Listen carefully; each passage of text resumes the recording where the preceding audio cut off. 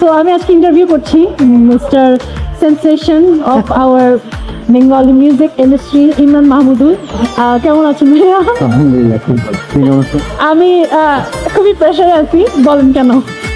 আজকে আমাদের মন বলবে না গানটি শুটিং হচ্ছে এবং আপনারা সেট ডিজাইন দেখতেছেন, আরও সেটের অনেক ডিজাইন আছে এবং আমার কাছে মনে হচ্ছে যে বাংলাদেশে আমি খুব কম দেখেছি এত সুন্দর অ্যারেঞ্জমেন্ট, সুন্দর আয়োজন। তো আই এম সো হ্যাপি। এই গানের একটা অংশ আমি, এই গানটা কিন্তু একটা মজার স্টোরি আছে। মানে এই গানটা Exactly.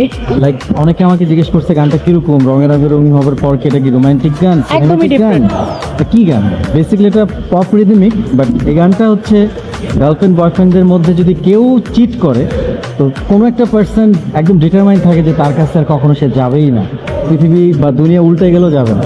সো ফারিন হচ্ছে সেখানে ওই পার্টটা নিতেছে যে ওর বয়ফ্রেন্ডের কাছে কখনই যাবে না, কারণ ওর বয়ফ্রেন্ড চিট করছে। আর ইমরান ভাই হচ্ছে সেই বয়ফ্রেন্ডটা যে